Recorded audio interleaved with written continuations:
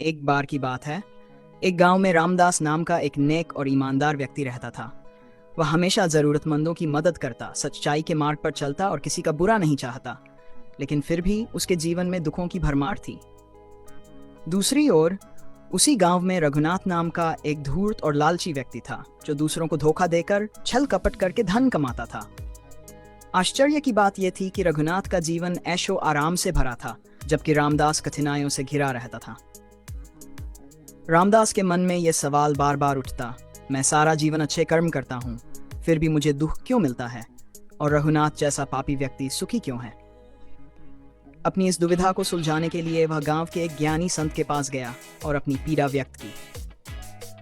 संत मुस्कुराए और बोले, बेटा, मैं तुम्हें इस प्रश्न का उत्तर एक कहानी से दूंगा। संत ने समझाया, एक राजा था जो न्यायप्रिय था, लेकिन उसके राज्य में एक अपराधी था जिसने बहुत सारे पाप किए थे।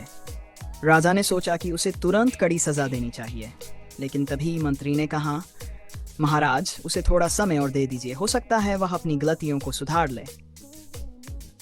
राजा ने मान लिया और अपराधी को कुछ समय और दिया। दूसरी ओर एक सैनिक था जिसने हमेशा ईमानदारी से राजधर्म निभाया। एक दिन युद्ध में वह घायल हो गया और उसकी मृत्यु हो गई। लोग सोचने लगे कि जिसने जीवन भर सेवा की उसे मृत्यु मिली, और जो अपराधी था उसे समय मिल गया। लेकिन राजा जानता था कि सैनिक ने अपने कर्मों का फल पा लिया और अपराधी को अपने कर्मों का फल भविष्य में मिलेगा। संत ने आगे कहा, रामदास, यह संसार एक कर्म भूमि है। तुम्हारे पिछले जन्मों के कर्म भी तुम्हारे वर्तमान जीवन को प्रभावित करते हैं। अच्छे लोगों को कभी कभी अपने पिछले जन्म के कर्मों का फल भुगतना पड़ता है, जबकि बुरे लोग अपने अच्छे कर्मों का बचा हुआ फल भोग रहे होते हैं।